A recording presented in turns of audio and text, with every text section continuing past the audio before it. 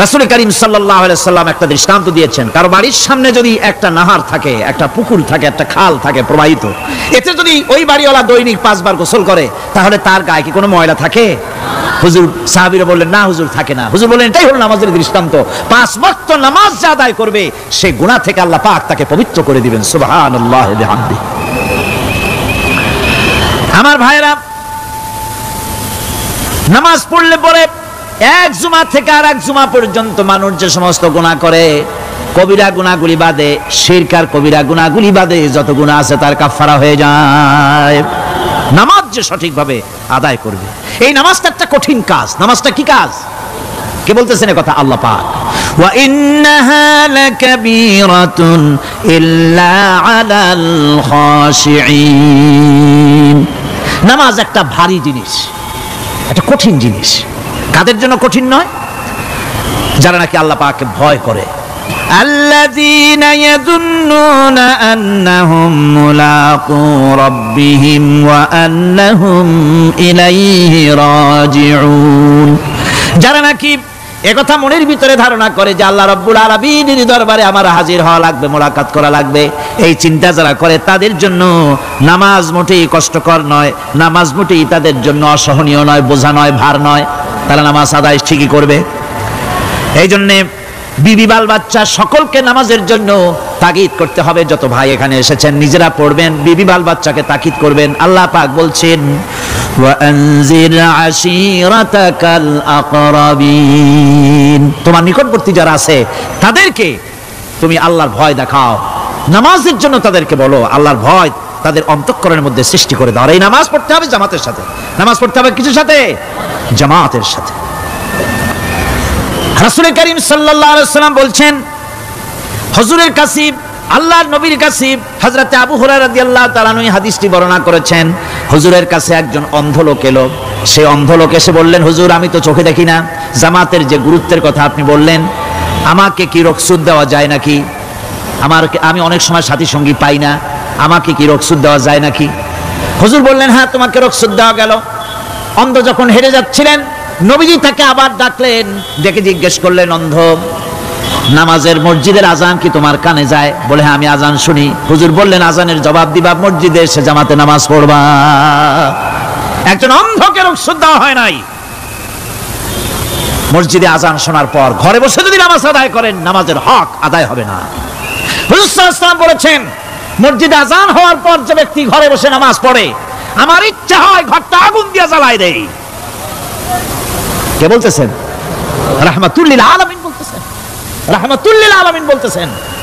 ঘরের মধ্যে যদি মেয়ে লোক আর বাচ্চারা যদি না থাকতো, তাহলে আমার ইচ্ছা হয় আমি বলি আগুন দিয়ে ঘরটারে জ্বালায় দাও। এই ঘরের মহব্বতেই তো সে বাইর হয় না। নামাজের এত বড় গুরুত্ব দেওয়া হয়েছে। আমার বন্ধুগণ, এই নামাজের জামাতি আল্লাহর নবী জীবনের শেষ নামাজ জামাতে আদায় করেছেন। জীবনের শেষ নামাজটাও জামাতে আদায় করলেন। তখন তার এমন অবস্থা, এত অসুস্থ, দাঁড়াতে পারেন না, হাঁটতে পারেন না।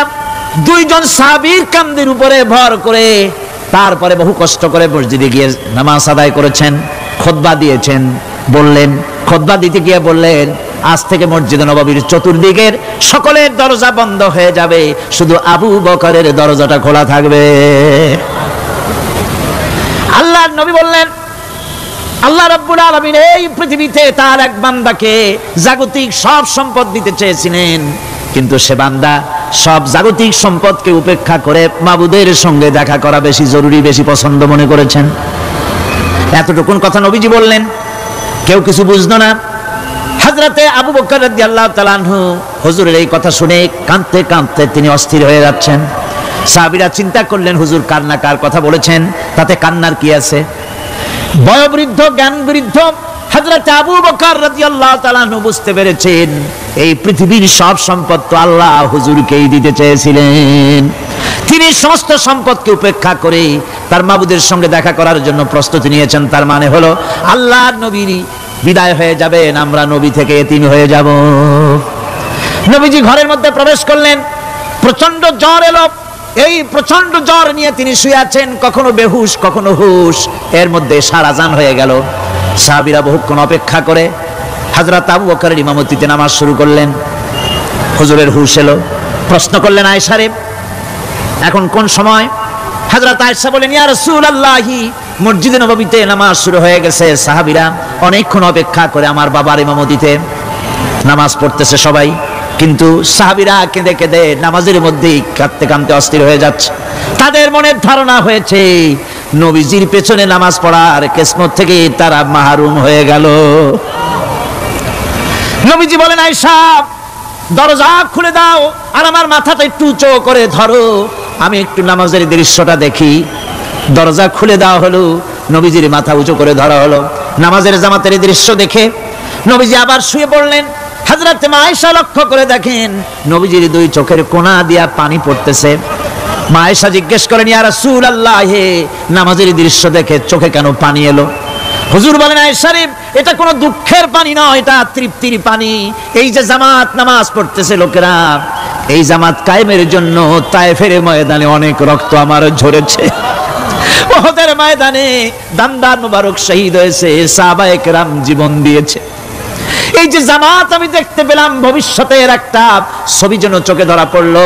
আমার মনে হলো কিয়ামত পর্যন্ত এই পৃথিবীতে আমার যত উম্মত আসবে তারা এইভাবে করে এই জামাতে নামাজ আদায় করবে।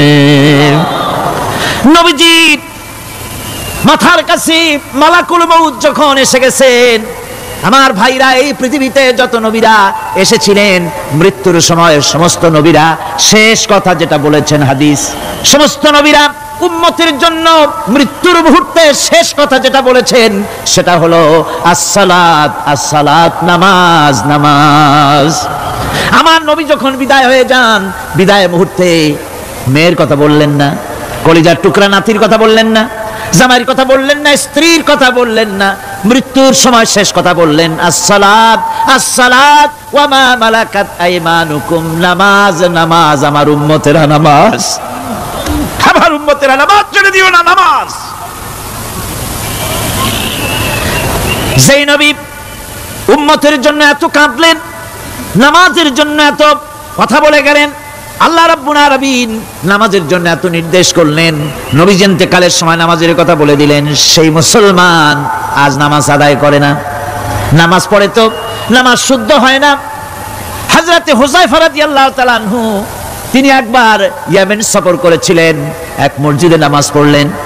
একজনকে তিনি নামাজ পড়তে দেখলেন, নামাজ পড়তে দেখে তিনি অপেক্ষা করলেন। লোকটার নামাজ হয়ে যাওয়ার পর তিনি প্রশ্ন করলেন, আল্লাহর বান্দা, তুমি কতদিন এরকমের নামাজ পড়তেছ? তিনি বললেন, প্রায় 40 বছর তো হবে আমি এরকম নামাজ পড়তেছি। হযরতে হুযায়ফা বলেন, তুমি কি আমারে চেনো? কয়, না, চিনি না। হযরত হুযায়ফা বললেন, আল্লাহর বান্দা শোনো, আমি হচ্ছি আল্লাহর নবী মুহাম্মদ রাসূলুল্লাহ সাল্লাল্লাহু আলাইহি সাল্লামের সাহাবী হুযায়ফা। ও আল্লাহর বান্দা, তুমি যেভাবে নামাজ পড়েছো এই রকম যদি 40 বছর নামাজ পড়ে থাকো, আল্লাহর কসম করে বলি, নবীজি যে নামাজ শিখাইছেন তোমার সে নামাজ হয় নাই, রাসূলুল্লাহ নামাজ হয় নাই। নামাজ পড়লেই হবে না, রাসূলুল্লাহ বলেছেন, সাল্লু কামা রাআইতুমুনি উসাল্লি, নামাজ পড়ো সেইভাবে যেভাবে আমারে পড়তে দেখো। বিশ্বাস করুন ভাইরা, নামাজ যদি না হয়, হরতাল করিয়া, মিছিল করিয়া, বিক্ষোভ করিয়া, যে কোনো আন্দোলন করে ইসলামকে বিজয়ী করা যাবে না যতক্ষণ পর্যন্ত নামাজ সহি না হবে। নামাজ হচ্ছে ফাউন্ডেশন, নামাজ নাই কিচ্ছু নাই। ঠুকঠাক করে দুইটা সেজদা দিয়ে উঠে যাবেন, আপনার ইসলামী আন্দোলনের 4 পয়সার দাম নাই।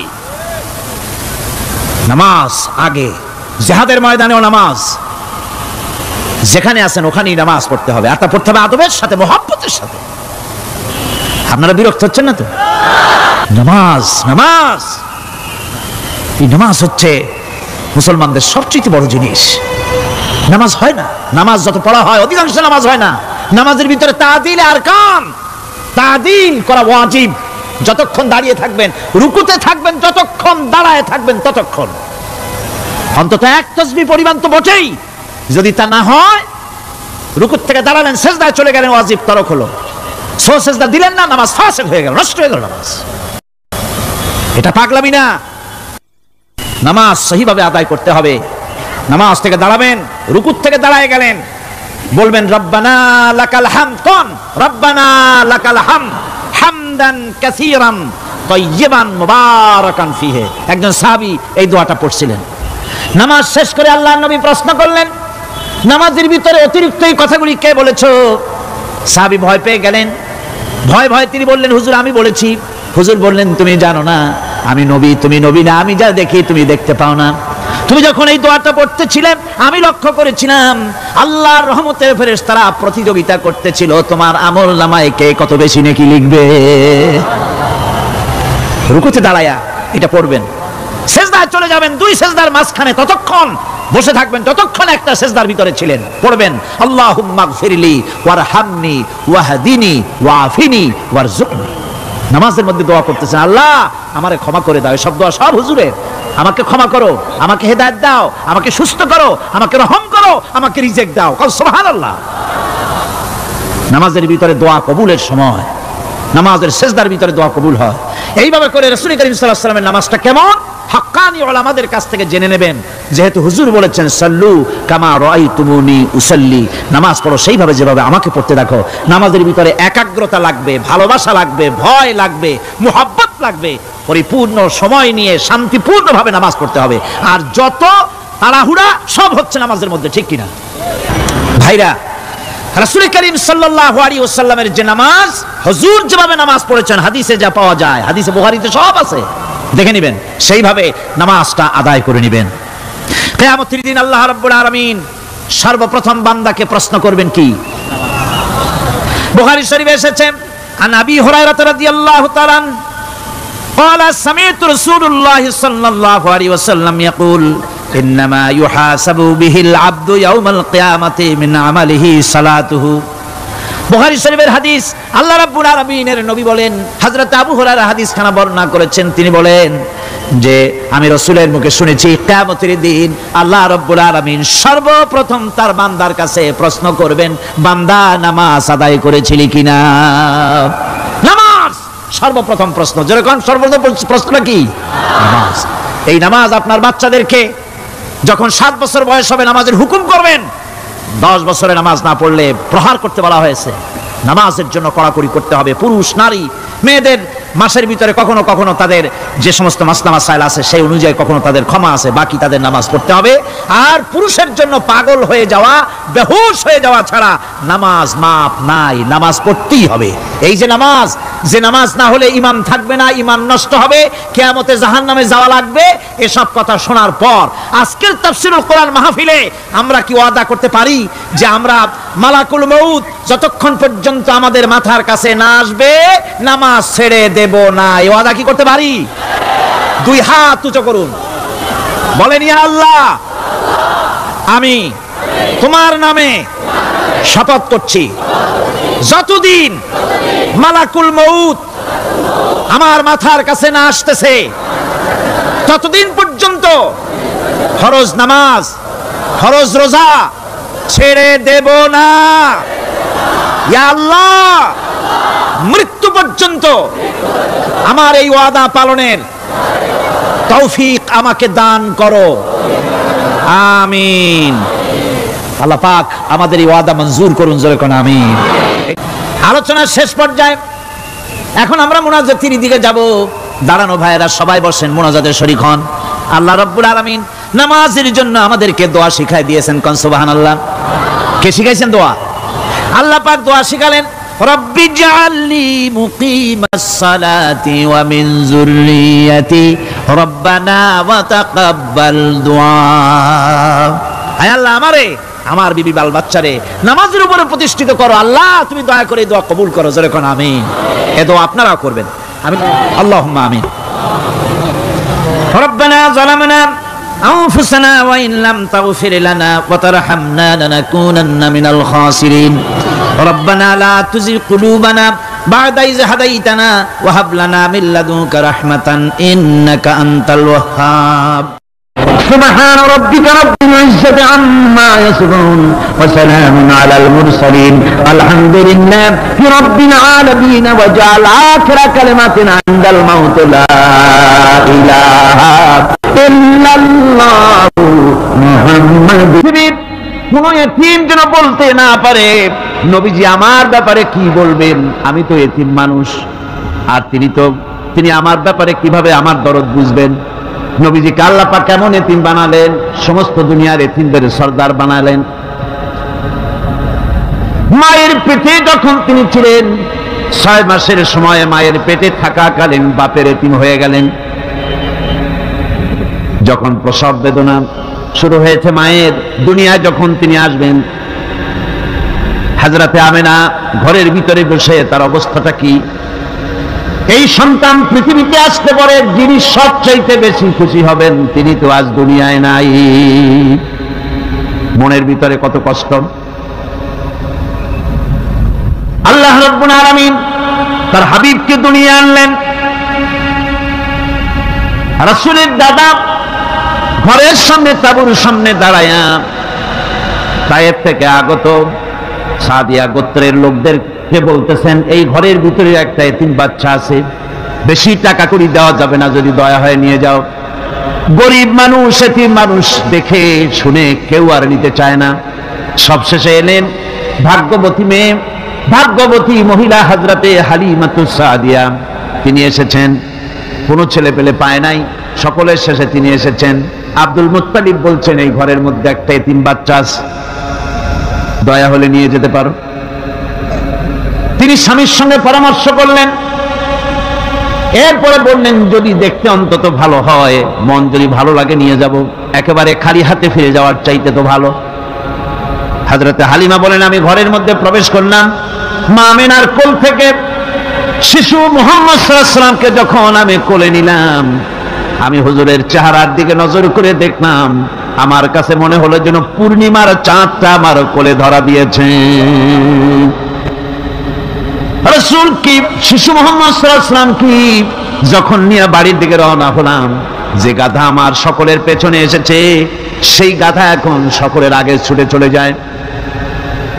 এরপরে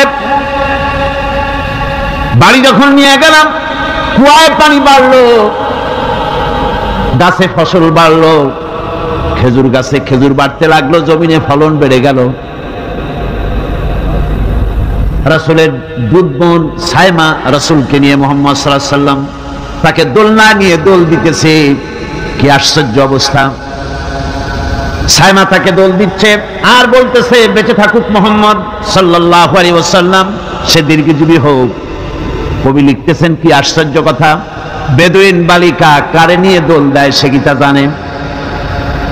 বিশ্বনবী মুহাম্মদ রাসূলুল্লাহ সাল্লাল্লাহু আলাইহি ওয়াসাল্লাম এভাবে এতিম অবস্থায় জীবন তার শুরু হলো। যখন তিনি ফিরে এলেন 6 বছর বয়সের সময়, যখন মায়ের কাছে তিনি ফিরে এসেছেন, প্রতিদিন তিনি খেলা দেখতে যান ময়দানে। ইতিহাসের মধ্যে লেখা হয়েছে, মা প্রতিদিন সন্ধ্যার সময় তাকে ফিরে পান। আজকে সন্ধ্যা হয়ে গেছে, শিশু মুহাম্মদ সাল্লাল্লাহু আলাইহি ওয়াসাল্লাম বাড়ি ফেরেন না। কারণ কি, কেন বাড়ি ফেরে না? সন্ধ্যার দিকে তিনি চলে গিয়েছেন পাহাড়িয়া ময়দানে, যে দেখেন ধুধু করতেছে, চতুর্দিকে সন্ধ্যা হয়ে গেছে, অন্ধকার হয়ে গেছে, কোনো ছেলে পেলে নাই, কেউ নাই। পাহাড়ের পাদদেশে বসে শিশু মুহাম্মদ সাল্লাল্লাহু আলাইহি ওয়াসাল্লাম কাঁদতেছেন।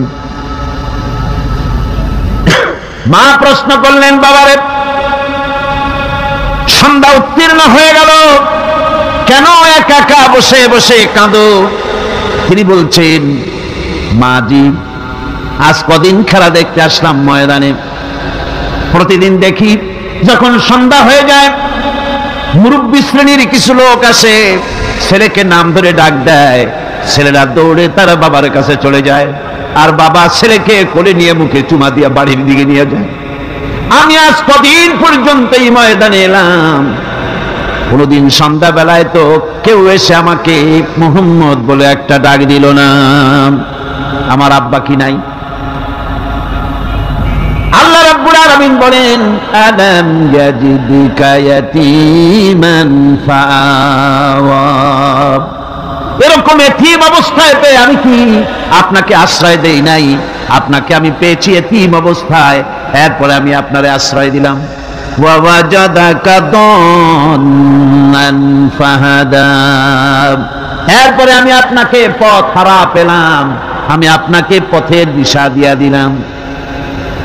ووجدك عائلا فأغنى এরপরে আমি আপনাকে দরিদ্র অবস্থায় পেয়েছি, তারপরে আমি আপনার দারিদ্র মুক্ত করেছি আপনাকে।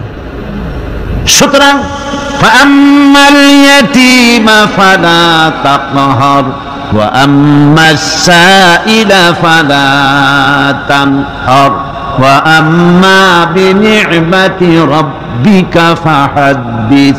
সুতরাং নবী, এতিমের প্রতি নির্মম ব্যবহার করো না, এতিমের প্রতি ভালো ব্যবহার করো, নির্মমতা দেখাইও না। আর ভিক্ষুককে ধমক দিও না, রূঢ়তা দেখিও না, আর আল্লাহর নিয়ামতের প্রশংসা করো। বহুত মানুষ আছে এতিমরে গলায় ধাক্কা দেয়।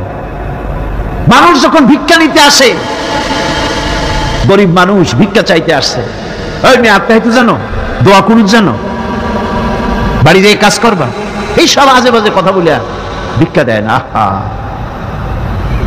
সায়েলকে ধমক দিতে রাসূল করিম সাল্লাল্লাহু আলাইহি ওয়াসাল্লাম নিষেধ করেছেন, সায়েলকে ধমক দিও না। গাড়িতে বসে যাচ্ছেন সাহেব, ট্রাফিক মোড়ে যখন সিগন্যাল জ্বললো, গাড়িগুলি দাঁড়ায় গেল, ফকির এসেছে, হাত নাই পাও নাই, বুড়া মানুষ, একটা পয়সা বার করে না।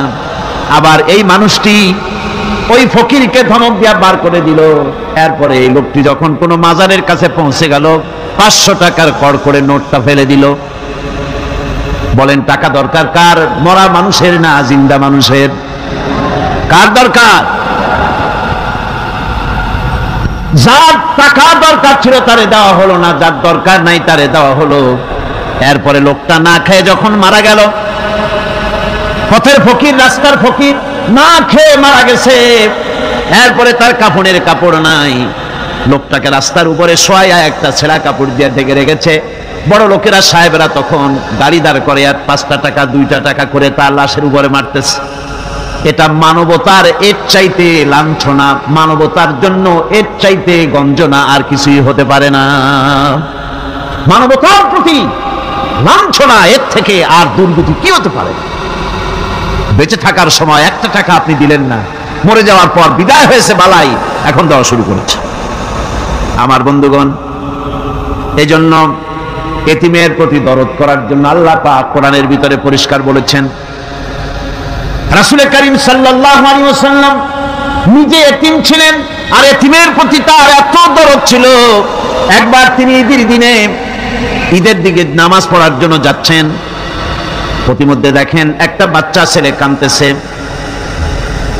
এই রাস্তায় কত মানুষ গেল, কেউ দাঁড়ালো না, থমকে। বাচ্চার ক্রন্দন কাউকে থামাইতে পারলো না। কিন্তু বিশ্ব নবী, দয়ার নবী, রাহমাতুল লিল আলামিন বাচ্চার কান্না দেখে পাও বাড়াতে পারলেন না।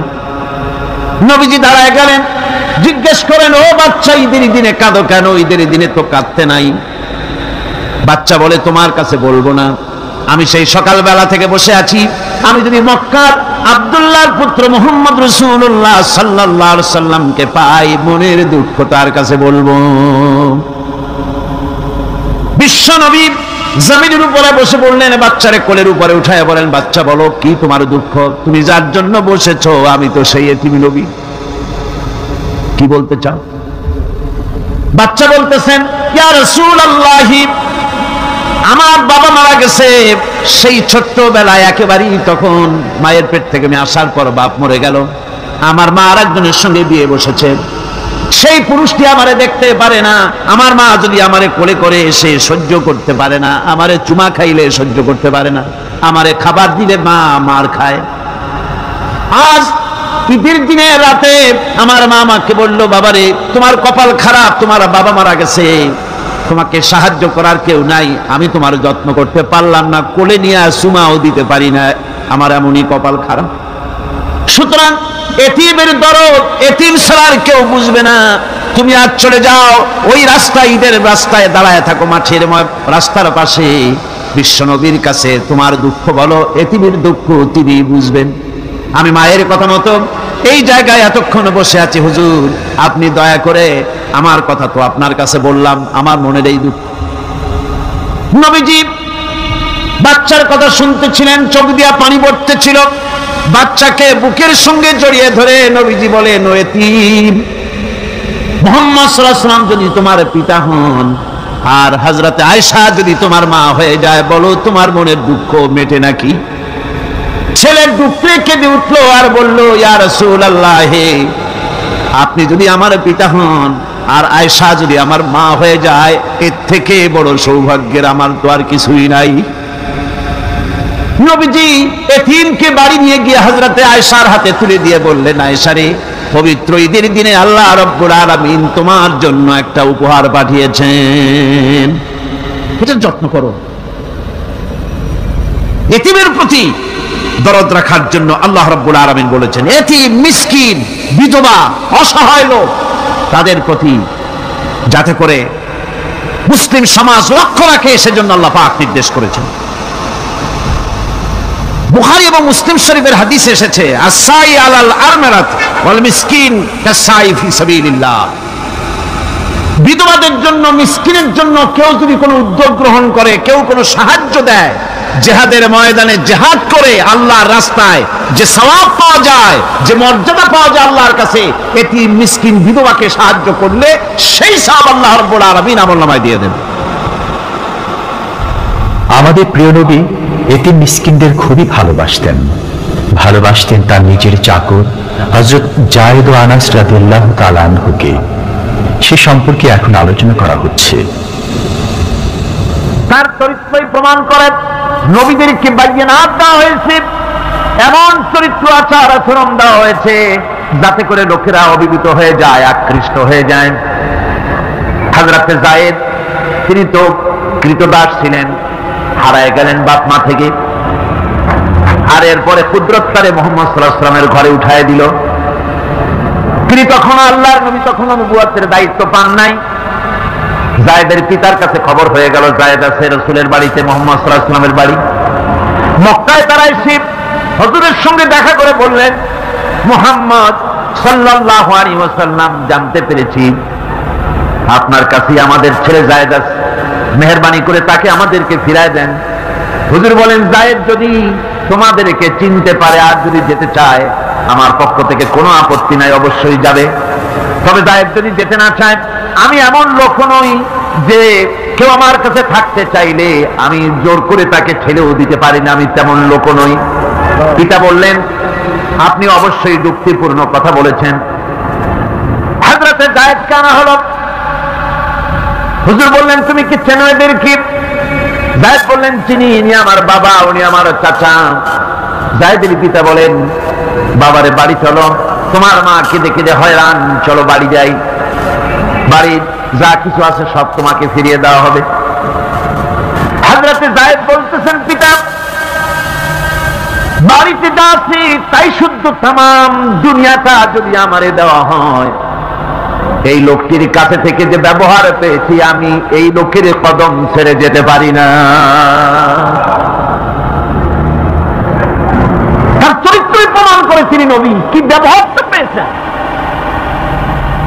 হযরত আনাস রাদিয়াল্লাহু তাআলা ছোট মানুষ, 8 বছর বয়সের সময় হুজুরের খাদেম হয়ে হুজুরের বাড়িতে আসছেন। আচ্ছা, 8 বছর বয়সের কিশোর ভুল তো করতেই পারে, গরম পানি চাইলে ঠান্ডা পানি এনে দেবে, স্যান্ডেল চাইলে জুতো আনবে, বিছানা বিছাইতে বললে উঠাই দেবে, এটা স্বাভাবিক। কিশোর মানুষ, ছোট মানুষ। এবার শুনুন, বাইয়ানাত কারে বলে? নবীদের বাইয়ানাত আল্লাহ যে দিয়েছেন সেটা কি জিনিস? সেটা হলো উন্নত মানের চরিত্র, তার ব্যবহার, ওঠা বসা যা দেখলে মানুষ বুঝতে পারে তিনি আল্লাহর নবী। হযরতে আনাসের মুখে শুনুন, হযরতে আনাস রাদিয়াল্লাহু তাআলা আনহু বলেন, একাধিক ক্রমে টানা 10টি বছর রাসূলের খেদমতের ভিতরে নিয়োজিত ছিলাম। 10টি বছরের ভিতরে একটা দিনের জন্য নবীজি আমাকে ধমক দিয়ে কথা বলেন নাই। ধমক দিলেন না আমারে, এটা করছো কেন, এটা করো নাই কেন? সুবহানাল্লাহ বিহামদিহি। গোটা পৃথিবী সমস্ত মুমিন মুসলমানদের, পুরুষ আর নারীদের জীবন, কলিজা, রক্ত রাসূলের কদম মোবারক উৎসর্গ হয়ে যায়। মহান রব্বুল আলামিনের কাছে তার হাবিব রাসূলুল্লাহ সাল্লাল্লাহু আলাইহি ওয়াসাল্লামের ছিল বিশেষ মর্যাদা। আসুন আমরা সে সম্পর্কে আলোচনা শুনি। আমার ভাইরা, রাসূল পাক সাল্লাল্লাহু আলাইহি ওয়াসাল্লাম আল্লাহর নবী এমন এক মহান সত্তা ছিলেন যে তিনি দোয়া আল্লাহর দরবারে হাত উঁচু করতে দেরি আছে, কিন্তু দোয়া কবুল হতে দেরি নাই। হিজরত করে মদিনায় এসেছেন, নামাজ পড়তে দিল চায়, কাবা শরীফের দিকে ফিরে যদি নামাজ পড়তে পারতাম দিলটা বড় ভালো লাগতো, কিন্তু হাত উঁচু করে মোনাজাত করতেছেন না, আল্লাহর কাছে বলতেছেন না যে আল্লাহ তুমি আমার কিবলাটা বাইতুল মুকাদ্দাস থেকে ফিরাইয়া মক্কা শরীফে বাইতুল্লাহর দিকে ফিরাইয়া দাও, মুখেও বলতেছেন না, মনেও না, শুধু আকাশের দিকে বারবার তাকাচ্ছেন, মোনাজাত করেন নাই, মনে মনে আশা পোষণ করতেছেন যদি এমন একটা ওহী নাযিল হয়ে যেত।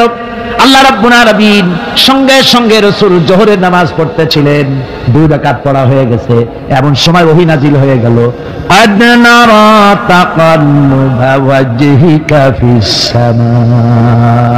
ও নবী, আমি দেখতে পেয়েছি বারবার আপনি আকাশের দিকে তাকাচ্ছেন। সুবহানাল্লাহ, আমি দেখতে পেয়েছি। فَلَنُوَلِّيَنَّكَ قِبْلَةً تَرْضَاهَا فَوَلِّ وَجْهَكَ شَطْرَ الْمَسْجِدِ الْحَرَامِ। আর দেরি নাই, আপনার মনের আশা পুরো হয়ে গেছে, এক্ষুনি আপনার কিবলা পরিবর্তন করুন। হুজুর 2 রাকাত পড়েছিলেন বাইতুল মাকদাসের দিকে ফিরে, বাকি 2 রাকাত তিনি মক্কা শরীফের কাবা শরীফের দিকে ফিরলেন। আজও পর্যন্ত সেই মসজিদ আছে, সাক্ষ্য দিচ্ছে নবীর কথা কিভাবে মঞ্জুর হয়। মসজিদে কিবলাতাইন মদিনা মুনাওয়ারায় সেই মসজিদ আজও আছে। ভাইরা আমার, রাসূল পাক সাল্লাল্লাহু আলাইহি ওয়াসাল্লাম এত বড় মর্যাদা সম্পন্ন ব্যক্তিত্ব, মহান ব্যক্তিত্বের উম্মতের মধ্যে আল্লাহ আমাদের শামিল করেছেন। শুকরিয়া স্বরূপ আমরা পড়ি আলহামদুলিল্লাহ। জোরে সোরে পড়েন আলহামদুলিল্লাহ। আমার ভাইরা, মর্যাদা এত বেশি আল্লাহ রাসূলকে আল্লাহ রাব্বুল আলামিন দান করেছেন। এই পৃথিবীতে কোন মানুষের সঙ্গে যদি আপনি বেয়াদবি করেন, তিনি আপনার বাপ হোক, তিনি আপনার মা হন, অথবা আপনার উস্তাদ হন, অথবা আপনার পীর হন, যে কেউ হোক না কেন, কারো সঙ্গে যদি কোনো বেয়াদবি হয়ে যায় তো শুধু একটা বেয়াদবি ছাড়া আর কিছুই না। কিন্তু নবীজির সঙ্গে যদি কেউ বেয়াদবি করে, সেটা শুধু বেয়াদবি থাকে না, কুফরি হয়ে যায়। কি হয়ে যায়? কুফরি হয়ে যায়। রাসূলুল্লাহকে কেউ তাওহীন করলে, অসম্মান করলে, সমালোচনা করলে কাফের হয়ে যায়। যেমন কি হয়ে যায়? কত বড় মর্যাদা! রাসূল পাক সাল্লাল্লাহু আলাইহি ওয়াসাল্লাম, তার সামনে সাহাবায়ে কেরাম বসা, হুজুর কথা বলছেন, সাহাবায়ে কেরাম তারাও কথা বলছেন। কথা বলতে বলতে এক পর্যায়ে সাহাবীদের গলার আওয়াজ বড় হয়ে গেছে, হুজুরের গলার আওয়াজ শোনা যায় না, সাহাবীদের গলার আওয়াজটা বড় হয়ে গেল। আল্লাহ রাব্বুল আলামিন এতটুকু বরদাস্ত করলেন, আমার নবীর গলার আওয়াজের চাইতে তোমাদের আওয়াজ বড় হলো কেন? সঙ্গে সঙ্গে ওহী নাযিল হয়ে গেল। আল্লাহ রাব্বুল আলামিন বলেন, ইয়া আইয়ুহাল্লাযীনা আমানু লা তারফাউ আসওয়াতাকুম ফাওকা সাওতিন নবী। ও বিশ্বাসীরা, খবরদার, তোমরা যারা ঈমান এনেছো শোনো, তোমাদের গলার আওয়াজ যেন আমার নবীর গলার আওয়াজের চাইতে বড় না হয়ে যায়। যদি তা হয়, আনতাহবাতা আমালুকুম, জীবনের সমস্ত ভালো কাজগুলি আমি আল্লাহ বরবাদ করে দেব। আজ পর্যন্ত এই আয়াতে কারিমা রাসূল পাক সাল্লাল্লাহু আলাইহি ওয়াসাল্লামের রওজায়ে আতহারের সামনে সবুজ সাইনবোর্ডের উপরে সোনার অক্ষর দিয়ে এই আয়াতে কারিমা লেখা রয়েছে। সুবহানাল্লাহ। সর্বকালের, সর্বযুগের সর্বশ্রেষ্ঠ মহামানব, সর্বশ্রেষ্ঠ বিশ্বনবী, আল্লাহর পরে যার মর্যাদা, তিনি হচ্ছেন মুহাম্মদ রাসূলুল্লাহ সাল্লাল্লাহু আলাইহি ওয়াসাল্লাম। রাসূলুল্লাহ সাল্লাল্লাহু আলাইহি ওয়াসাল্লামের প্রতি মহান আল্লাহর ভালোবাসার অন্যতম নিদর্শন হচ্ছে মেরাজ। এর মাধ্যমে আল্লাহ রাব্বুল আলামিন তার বন্ধুকে নিজের সান্নিধ্যে নিয়েছিলেন। এখন আমরা শুনব সেই মেরাজের কাহিনী।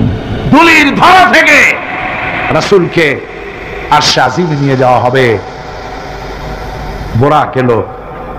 বোরাক হচ্ছে বারকুন থেকে উৎপত্তি, এর অর্থ হচ্ছে বিজলি, বৈদ্যুতিক গতি সম্পন্ন, ঘোড়ার চাইতে ছোট, খচ্চরের চাইতে বড়, এই জাতীয় একটা প্রাণীর মতো হযরত জিবরাইল নিয়ে আসলেন। আমাদের দেশে কারো কারো বাড়িতে আয়নায় বাঁধানো থাকে এই ছবিটা। ঘোড়া আছে, 2টা ডানা আছে, মাথাটা মেয়ে লোকের মতো, চুলগুলো ঝুলে পড়ছে, নিচে লেখা আছে হাজা বুরাকুন নবী সাল্লাল্লাহু আলাইহি ওয়াসাল্লাম। আন্দাজে কোথায় পাইছে আল্লাহ জানে, মিথ্যে কথা, বাজে কথা। আল্লাহ এরকম একটা মেয়ে লোক মার্কা ঘোড়া পাঠাইছিল হুজুরকে নেওয়ার জন্য, এটা কথা হইল? রাসূলকে মক্কা থেকে উম্মে বাবে উম্মে হানি থেকে হুজুরকে বের করে নিয়ে যাওয়া হলো বাইতুল মাকদাসে। সমস্ত পয়গম্বর দুনিয়া আল্লাহ যাদের পাঠিয়েছিলেন সমস্ত রূহ উপস্থিত ছিল সেখানে। রাসূল করিম সাল্লাল্লাহু আলাইহি সাল্লাম এখান থেকে মেরাজ করলেন, এতটুকু ছিল ইসরা। কোরআনে কারীম বলছে, আজকের কারি সাহেব যেখান থেকে তেলাওয়াত করেছিলেন, সুবহানাল্লাযী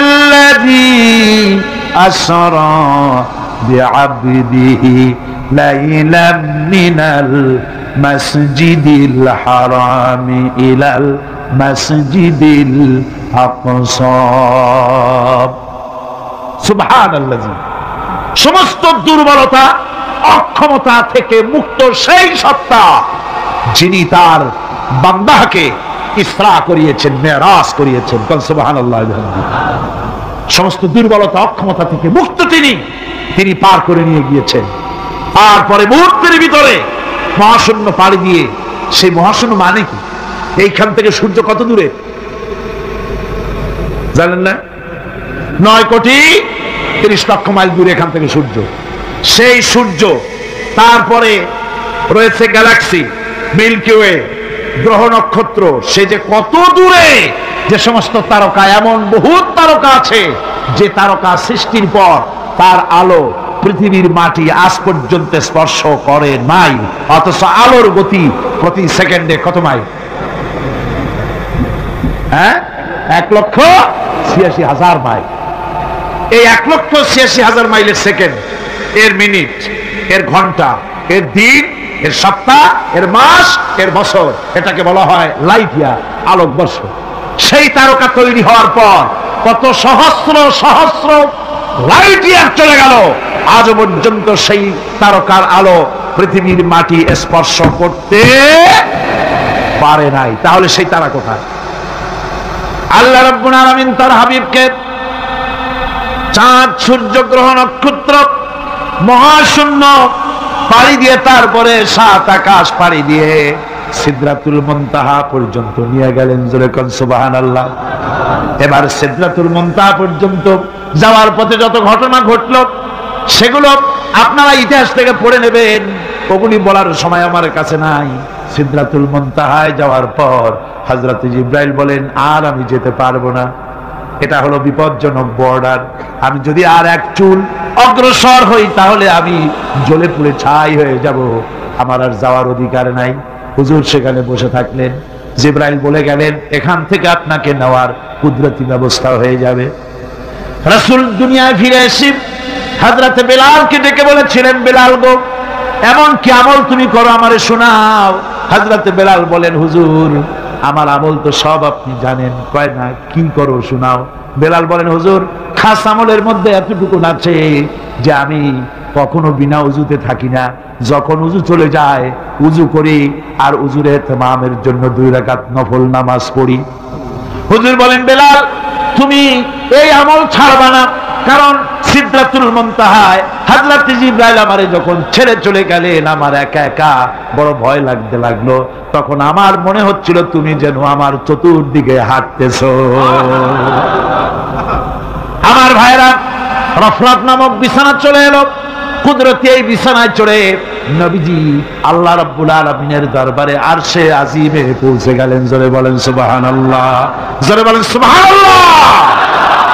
যেখানে পৃথিবীর কোন মানুষের যাওয়া সম্ভব নয়, গোটা পৃথিবীর মানুষের মর্যাদা আল্লাহ পাক বাড়ায় দিলেন, আরশে আজিমে হুজুরকে নিয়ে গেলেন। তারপরে তিনি কথাবার্তা হুজুরের সাথে কি বললেন, সেই কথাগুলি নিয়ে আমাদের দেশে কথা হলো এই যে হুজুরকে নিয়ে আল্লাহ 5 ওয়াক্ত নামাজ দিয়েছিলেন তো 50 ওয়াক্ত। মুসা আলাইহিস সালামের সাথে দেখা না হলে তো কাম সারছিল, আমাদের আর উপায় ছিল না। আরে ভাই, শুধু নামাজ দেওয়াই যদি উদ্দেশ্য হবে তাহলে রোজার মতো তো আল্লাহ দুনিয়ায় বসে দিতে পারতেন কিনা, হজের মতো যাকাতের মতো পারতেন কিনা। শুধু নামাজের জন্য নয়, আল্লাহ পাকের কায়নাত দেখাবার জন্য আল্লাহ পাক তাকে নিয়েছিলেন, বেহেশত দেখাইছেন, দোজখ দেখাইছেন, ভালো কাজ করলে কিরকম শান্তি হবে, খারাপ কাজ করলে কিরকম শাস্তি হবে চোখে দেখাই দিয়েছেন মুহাম্মদ রাসূলুল্লাহ সাল্লাল্লাহু আলাইহি ওয়াসাল্লামকে। মেরাজ থেকে ফিরে এলেন, ঘরে এসে দেখেন উজুর পানি, উজু করে যে গেছিলেন উজুর পানি তখনও গড়াচ্ছে। যে দরজা দিয়ে বেরিয়েছিলেন দরজাটা ধাক্কায় তখনও কাঁপতেছে। যে বিছানায় শোয়া ছিলেন সে বিছানায় মানুষ শুয়ে থাকলে যেমন উষ্ণ থাকে সেরকমের উষ্ণ ভাব তখনও আছে। কেমনে হলো? কেমনে হলো? মাথায় ঢুকবে না। সুবহানাল্লাহ কোন ঢুকবে? জোরে কোন সুবহানাল্লাহ। এটার ব্যাপারে কোন বিজ্ঞান দর্শন যুক্তির প্রয়োজন নাই। প্রয়োজন শুধু এতটুকু, আল্লাহ তার হাবিবরে নেবেন, কত দ্রুত নিবেন, কত দ্রুত পাঠাবেন এটা তিনিই ভালো জানেন, আমাদের কোনো জানার কথা না, ঠিক কিনা? তবে দৃষ্টান্ত যদি চান তাহলে আমি দৃষ্টান্তটা এভাবে দিতে পারি, বুঝাবার জন্য একটা দৃষ্টান্ত দিতে পারি।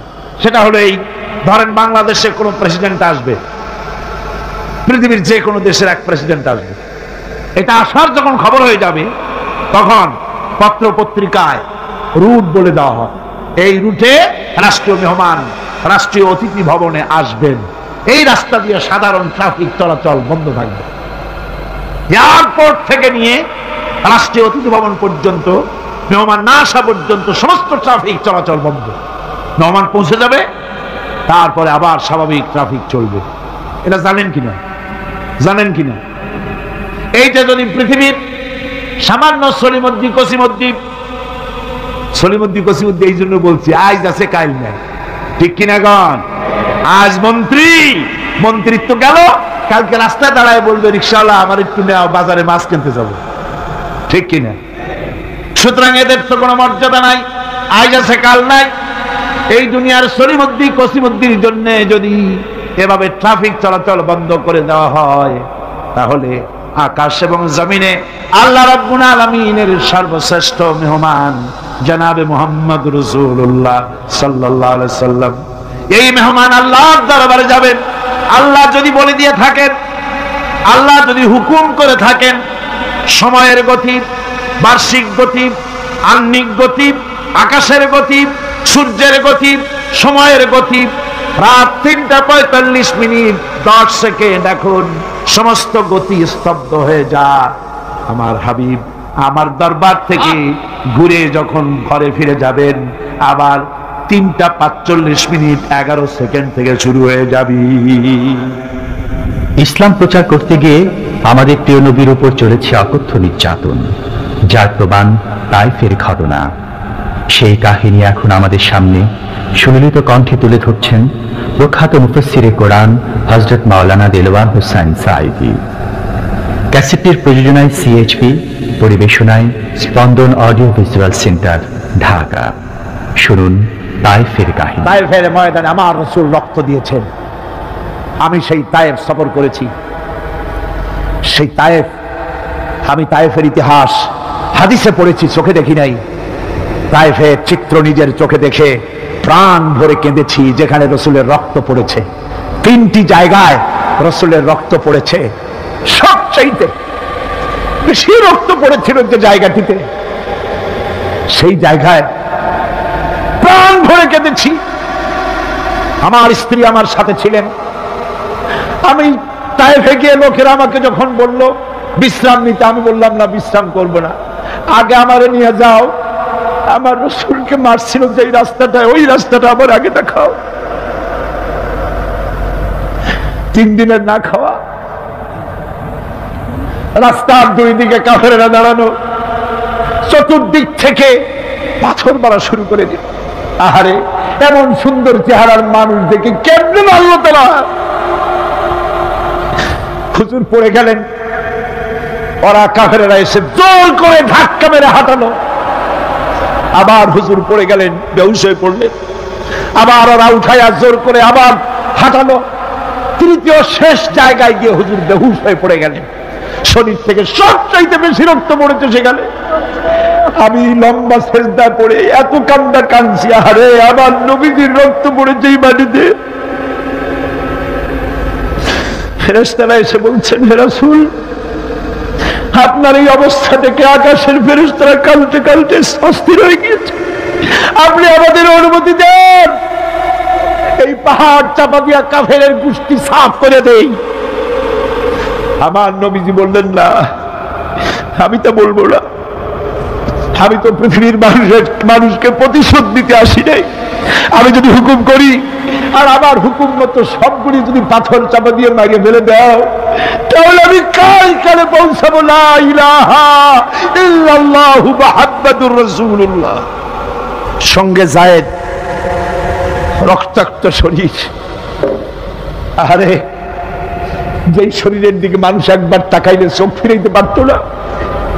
হযরত আয়েশা বলেছেন, যে সমস্ত নারীরা ইউসুফ আলাইহিস সালামের দেখে হাত কেটে ফেলাইছিল, ওরা যদি আল্লাহ রসুলকে দেখতো, হাত কাটতে কাটতে কলিজা কাটে ফেলাই দিত, টের পাইতো না।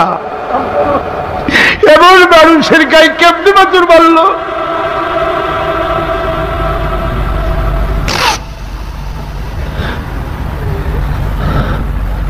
রাসূল কারীম সাল্লাল্লাহু আলাইহি ওয়াসাল্লাম বসে আছেন, শরীর থেকে রক্ত ঝরছে। বুখারী শরীফে এসেছে, আত্তাস নামক এক যুবক আঙ্গুরের বাগান থেকে এক গ্লাস আঙ্গুরের শরবত এনে হুজুরের হাতে দিলেন। এত কষ্টের পর 3 দিনের না খাওয়া ক্ষুধার্ত নবী এক গ্লাস আঙ্গুরের শরবত সবটুকু পান করে একটা স্বস্তির নিঃশ্বাস ফেললেন।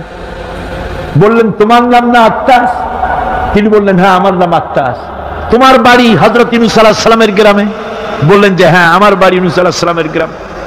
যুবক জিজ্ঞেস করলেন, হুজুর, আপনি কি করে বুঝলেন আমার নাম আত্তাস আর আমার বাড়ি ইউনূস আলাইহিস সালামের গ্রামে? আপনি জানলেন কি করে?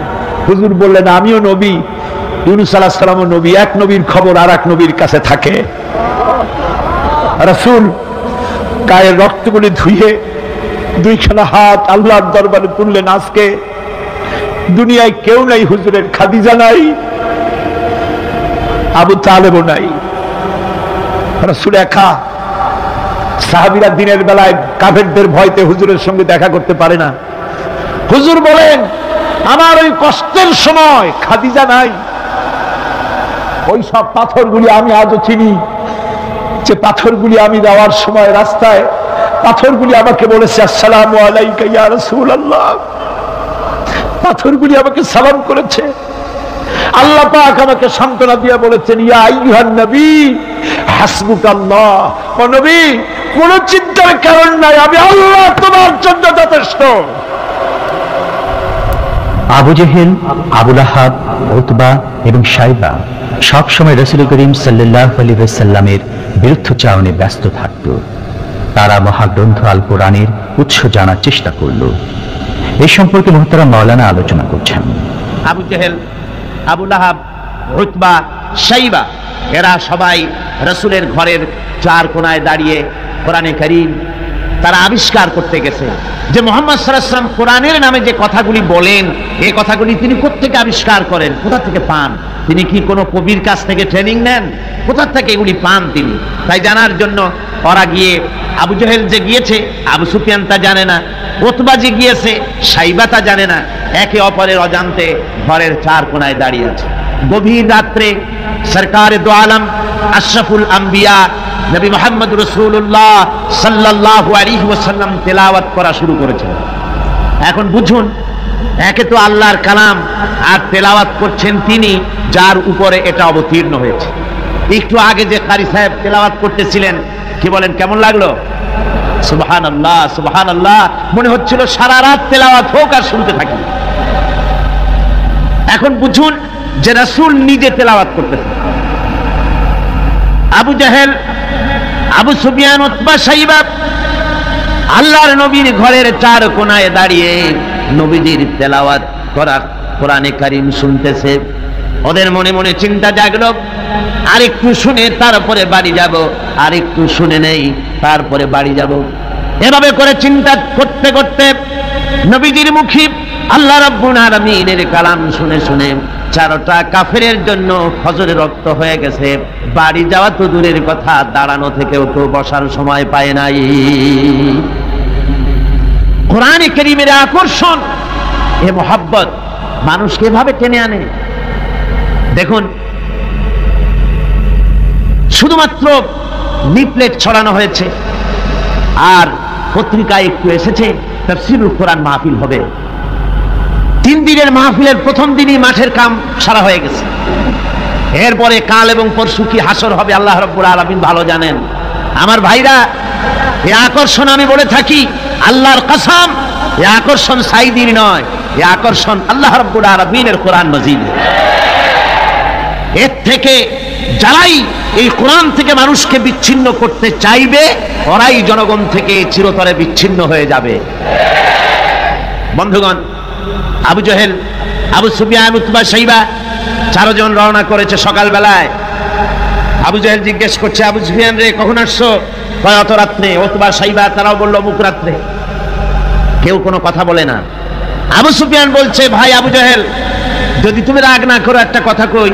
হ্যাঁ বলতে পারো।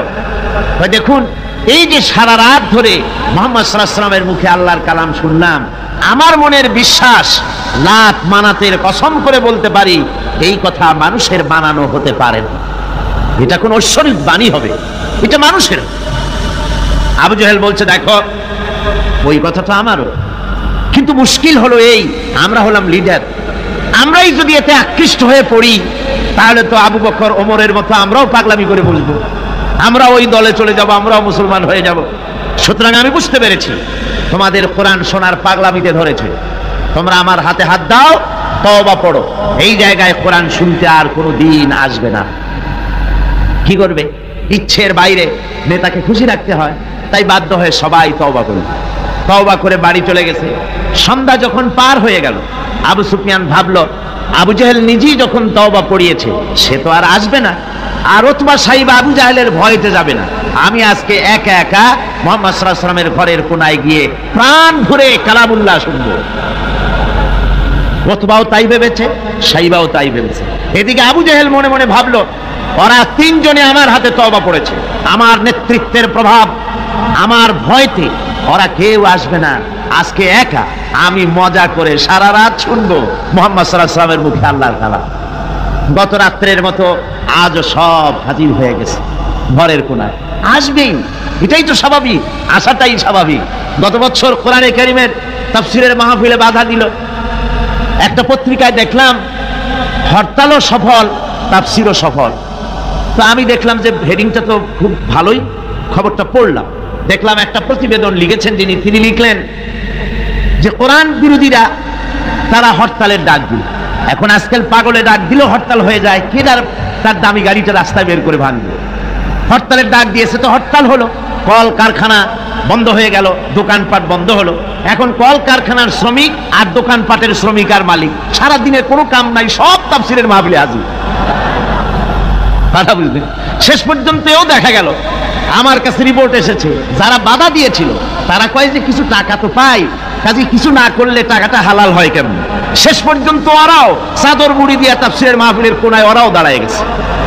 সুবহানাল্লাহ বিহামদিহি। এটা কোরআনের আকর্ষণ, এর থেকে মানুষকে ছুটানো যায় না, মুসলমানকে এর থেকে বিচ্ছিন্ন করা যায় না। 4 কাফের আজও এসে হাজির হয়েছে রাসূলের 4 কোণে, একে অপরের অজান্তে। এরপরে রাত যখন শেষ হয়ে আসে, তখন আবু জেহেল মনে করলো আর দাঁড়ানো ঠিক না, আবু সুফিয়ান, উতবা, শাইবা ওরাও মনে করলো আর দাঁড়ানো ঠিক না। তখন অন্ধকারের ভেতর দিয়ে ছুট দিয়েছে যার যার বাড়ির দিকে। এখন অন্ধকারের মধ্যে ছুটতে গিয়ে একজন আর একজনের মধ্যে ঠেলে উঠেছে। আবু জেহেল ঠেলার চোটে ঘাবড়ে গিয়েছে। বললো কে? কয় আমি আবু সুফিয়ান। তুমি কেডা? কয় যে আমি আবু জেহেল। আবু জেহেল বলছে, আবু সুফিয়ান, কালকে তুমি আমার হাতে তওবা পড়লে, আজকে আসলে কেন? কয় যে দেখো, মাতবাড়ি সব জায়গায় চলে না, তুমি আসলা কেন সেটা কওয়া। 4 জন চলতেছে।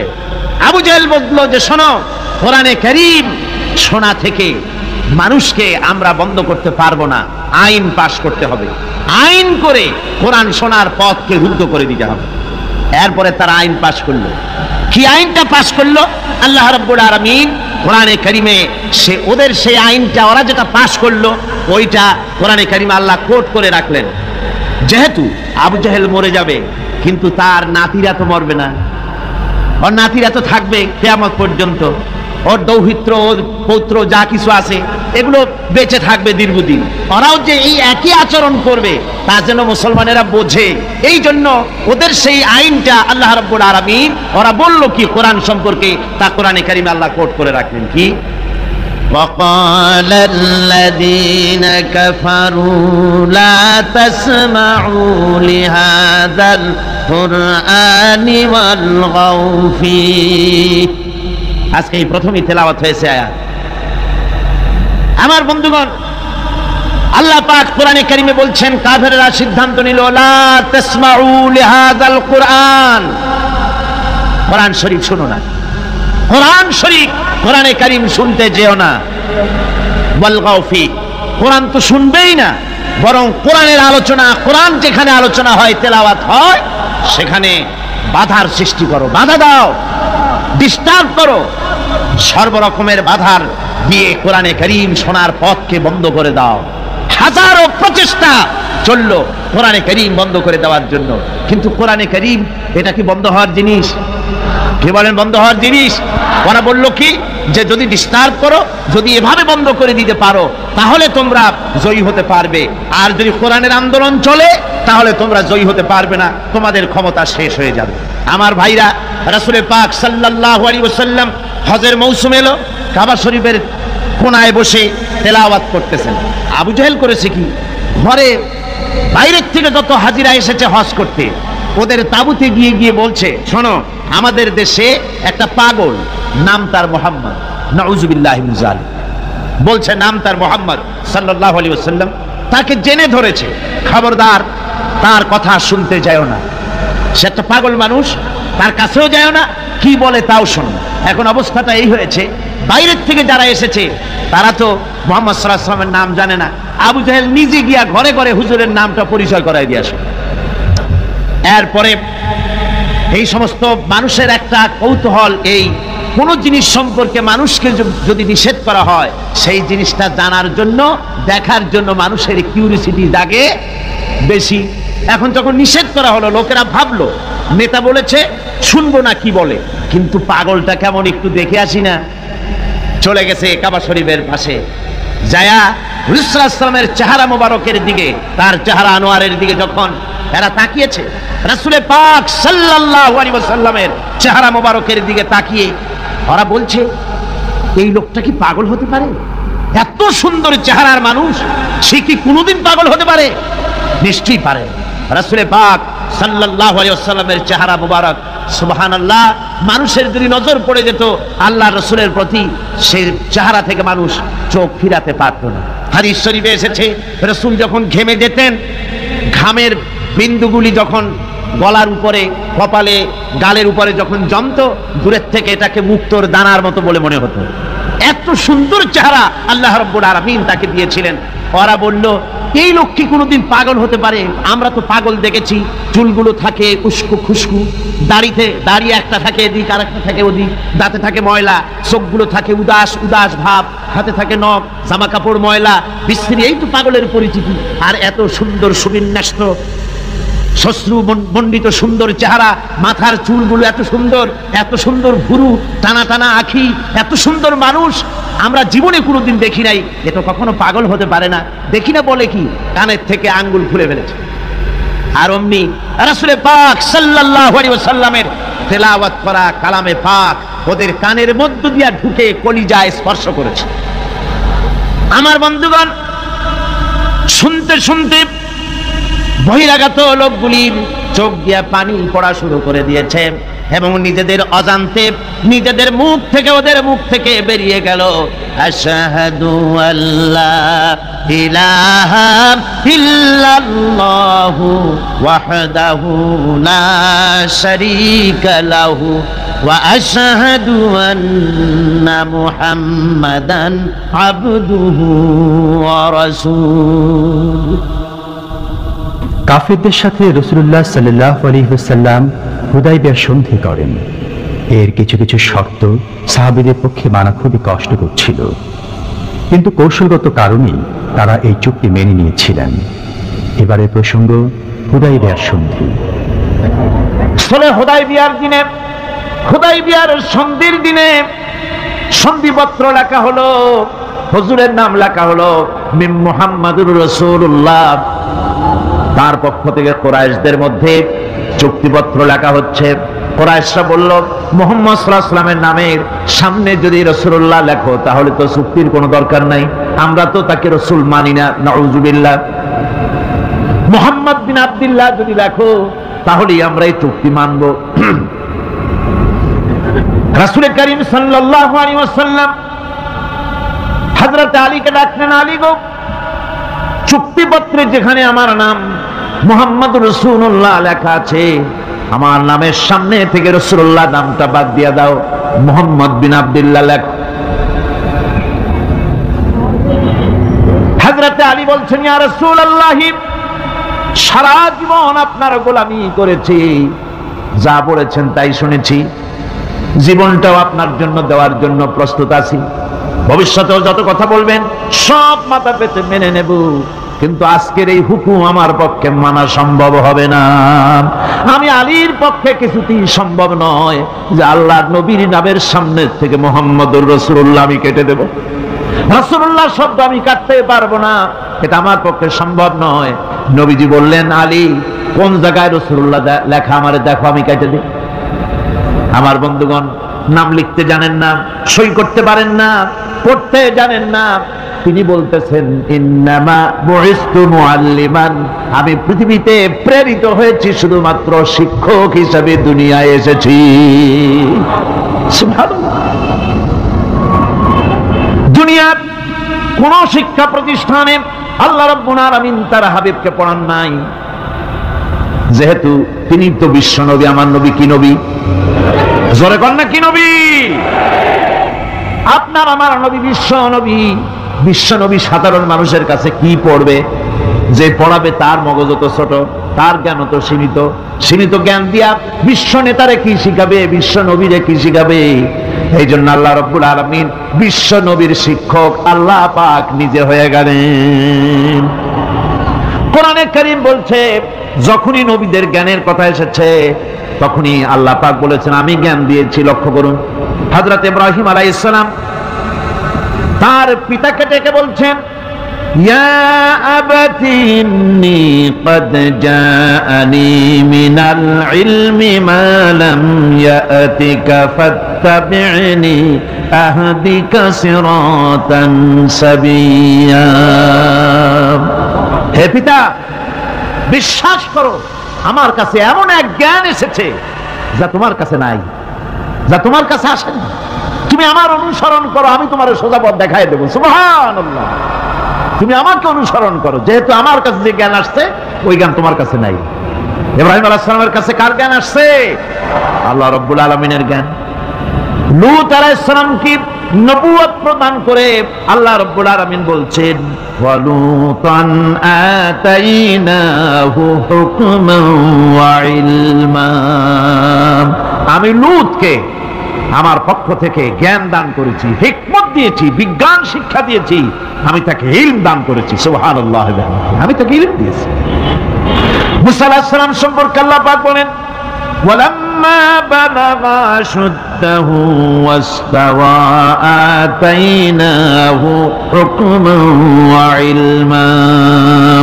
মুসা আলাইহিস সালাম যখন বয়স সন্ধিক্ষণে পৌঁছে গেলেন, যখন তিনি পূর্ণ বয়স প্রাপ্ত হলেন এবং তিনি যখন নিজেকে সম্পূর্ণ লালন পালন করার কাজ যখন তার সম্পূর্ণ হয়ে গেল, আমি তখন আমার পক্ষ থেকে তাকে ইলম দান করেছি, জ্ঞান দান করেছি, হিকমত দিয়েছি, জ্ঞান দিয়েছি। রাসূল করিম সাল্লাল্লাহু আলাইহি ওয়াসাল্লাম সম্পর্কে আল্লাহ পাক বলছেন, ওয়ালা ইন ইত্তাবা'তা আহওয়াআহুম বা'দাল্লাযী জাআকা মিনাল ইলম মা লাকা মিনাল্লাহি মিন ওয়ালিয়্যিন ওয়ালা নাসীর। তুমি যদি জ্ঞান লাভের পরও তাদের প্রবৃত্তির অনুসরণ করো, তাহলে আল্লাহর কাছ থেকে তোমাকে রক্ষাকারী কেউ থাকবে না, কোন সাহায্যকারী তুমি পাবে না। আমি যে জ্ঞান তোমাকে দিয়েছি এটারই অনুসরণ করো, এর মধ্যেই মুক্তি, বিশ্ববাসীর মুক্তি এই জ্ঞানের অনুসরণের ভেতরে। প্রত্যেক প্রত্যেক জাতির জন্য আল্লাহ রাব্বুল আলামিন নিজের পক্ষ থেকে রাসূল পাঠিয়েছেন। আল্লাহ পাক বলেছেন ওয়ালিকুল্লি উম্মাতির রাসূল, প্রত্যেক জাতির জন্য আমি রাসূল প্রেরণ করেছি। এমন কোন জাতি নাই যার কাছে নবী রাসূল পাঠানো হয় নাই। ওয়া ইম মিন উম্মাতিন ইল্লা খালা ফিহা নাযীর, সমস্ত নবীদের কাছে, সমস্ত উম্মতের কাছে, জাতির কাছে আমার পক্ষ থেকে আমি নবী পাঠাইছি। কোন সুবহানাল্লাহ। কেউ যেন বলতে পারে না যে আমরা আল্লাহর পক্ষ থেকে কোনো দাওয়াত পাই নাই, আল্লাহর পক্ষ থেকে সত্যকে চেনার কোনো রাস্তা পাই নাই। এই জন্য প্রত্যেক নবীদের, প্রত্যেক উম্মতের জন্য, জাতির জন্য আল্লাহ সুবহানাহু ওয়া তাআলা তিনি নবী পাঠিয়েছেন নিজের পক্ষ থেকে, হেদায়েত পাঠিয়েছেন নিজের পক্ষ থেকে। এই নবীদেরকে পাঠানোর উদ্দেশ্য কি ছিল? কোরআনে কারিমে আল্লাহ পাক বলেন, আমাদের নবীকে আল্লাহ পাক ডেকে বলছেন আলিফ লাম রা কিতাবুন আনজালনাহু ইলাইকা লিতুখরিজান নাসা মিনাজ-যুলুমাতি ইলান নূর। আলিফ লাম রা কিতাবুন আনজালনাহু ইলাইকা লিতুখরিজান নাসা মিনাজ-যুলুমাতি ইলান নূর। এই কিতাব আমি আপনার উপর অবতীর্ণ করেছি। এ হচ্ছে একখানা কিতাব, এই কিতাবখানা আমি আপনার প্রতি অবতীর্ণ করেছি।